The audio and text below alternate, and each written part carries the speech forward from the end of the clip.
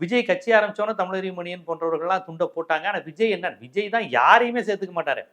விஜய் கிட்ட முதல்ல போய் பேசணுமே. நீங்க தமிழ் அறிவி மணியன் பேரை கேட்டீங்கன்னா அவர் தமிழ் அறிவினா ஏதோ பெரிய தமிழ் அறிஞர் போல எதுக்கு வம்புன்ட்டு அவர் பேசல. ஐயநாதன் யாருமே விஷயம் தெரிஞ்சவங்க, இலக்கியவாதிகள், நல்ல தமிழ்ல பேசுறவங்கள பார்த்தாலே பயப்படுவாரு.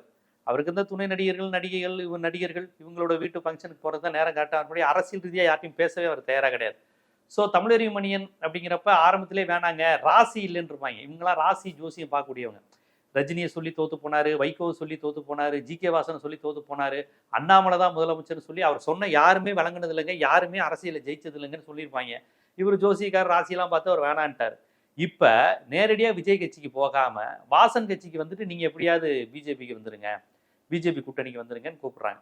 அப்ப இவர் கொள்கை தலைவர் பெரியார் என்பதும் கொள்கை எதிரி பிஜேபி என்பதும் பொய். அது ஒரு கணக்குக்காக ஒரு உலாயின்னு சொல்லுவாங்க. தெனாலி படத்துல இந்த கமல் மாறி மாறி சொல்லிக்குவாங்க, சும்மா உலாய், சும்மா சும்மா காட்சிக்கு சொன்னேங்க வாங்கல. அது மாதிரி தான் அவர் சொல்லியிருக்காரு ஒழிய விஜய்க்கு வந்து பெருசா எதுவுமே கிடையாது. இப்ப அவர் கட்சியில பாருங்க, ஒரு வலதுசாரி அவர் நம்ம விவாதங்கள்லாம் அவரை பார்த்துருக்கேன். ஆனா முழுக்க முழுக்க வலதுசாரி ஆதரவா தான் அவர் பேசக்கூடியவர் அவரு. ஸோ அந்த வலதுசாரிகள் தான் இன்னைக்கு வந்து விஜய் பக்கம் இருக்கிறாங்க. ஏற்கனவே பிஜேபியில இருந்த சிடி நிர்மல்குமார் இருக்கிறாரு, அமித்ஷாவினுடைய கையாளாக இருந்த செங்கோட்டையன் இருக்கிறாரு. அப்ப முழுக்க முழுக்க பிஜேபியை நேற்று வரை ஆதரித்தவர்கள் இன்னைக்கு விஜய் ஆதரிக்கிறாங்க. கேட்டா நாங்க பிஜேபி எதுக்கு தான் கட்சி ஆரம்பிச்சிருக்கோங்கிற ஒரு காமெடியை சொல்றாங்க. ஸோ தமிழறிவு மணியனும் அதை உறுதிப்படுத்தியிருக்கிறார். பிஜேபியின் அடியாளாக, வேலையாளாக, கைப்புள்ளையாகத்தான் விஜய் வந்து கட்சி ஆரம்பிச்சிருக்காருங்கிறத தமிழறிவு மணியனை ஆதரிப்பது மூலம் தெரிஞ்சுக்கலாம்.